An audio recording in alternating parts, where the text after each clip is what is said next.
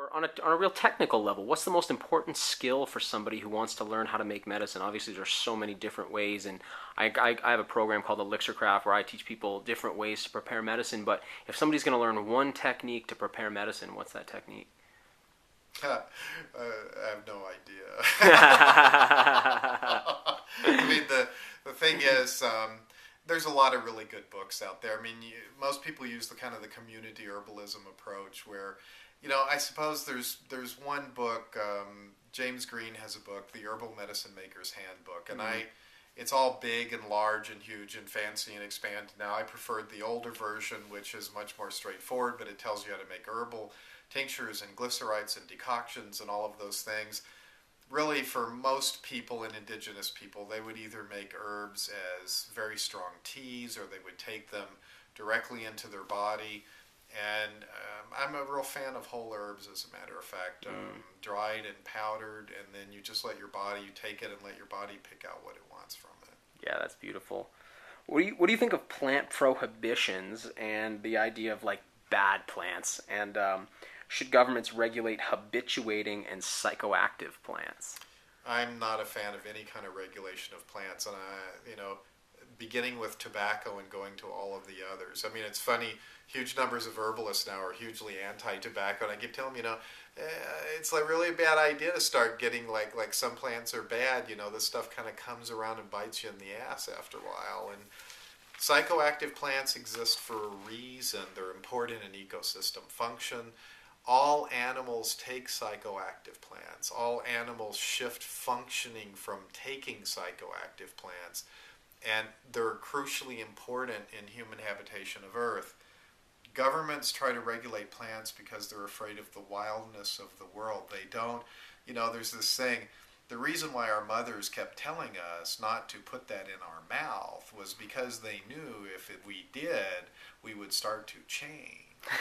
When people take the wildness of the world and they ingest it inside themselves, they begin to become uncivilized. They begin to become wild again. And that's the thing that I think is at the root of all of this. The governments, like our mothers, somehow sense that if we become wild, we will go out from under human law, we'll become barbarians again, outlaws. And that will disturb the whole status quo. So I'm not a fan of it. I understand why they do it, but of course, trying to get rid of dandelions is impossible. Anybody that's tried to get rid of reeds, you can't do it.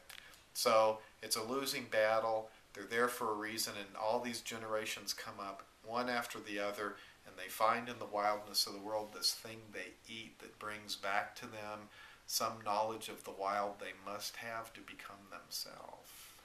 That's a great many more plants maybe than people realize, isn't it? It's a great many more plants. To me, most plants, if not all, are psychoactive plants. It's just some of them, because we get so habituated to being stupid, we need to be hit over the head with the cosmic 2x4 to wake up a little bit.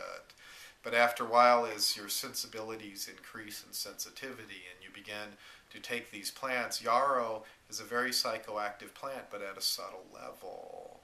So it changes function. Skunk cabbage is a psychoactive plant, but at a subtle level. So many more plants are psychoactive than they know, yeah.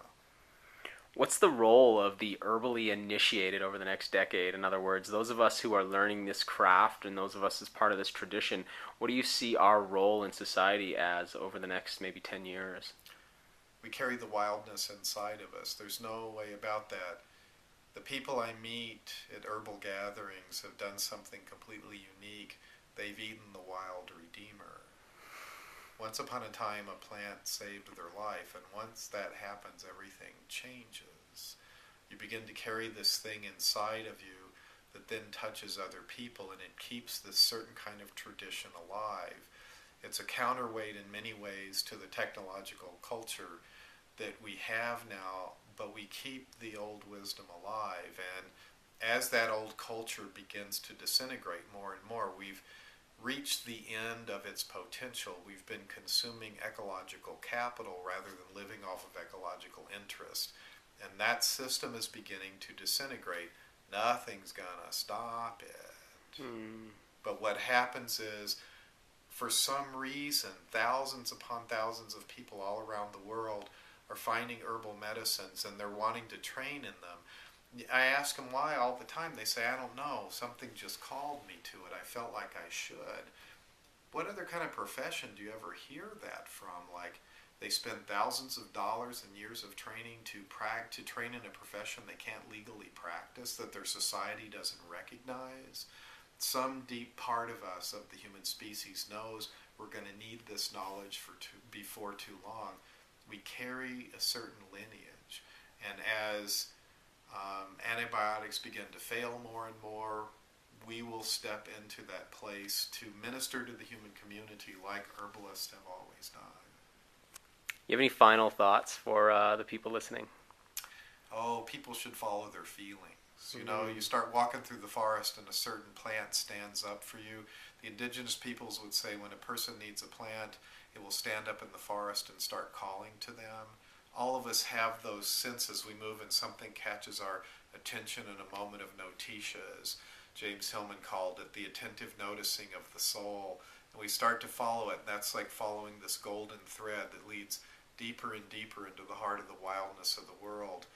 You know, the journey back to wild water is a long one, but all of us find it in our own way. And if you follow those feelings, they lead you on the most amazing adventure, and you end up becoming yourself in the most wonderful way. Wild water. Where can people find your work? Where can they find out about what's going on with you? I know you have a new book coming out.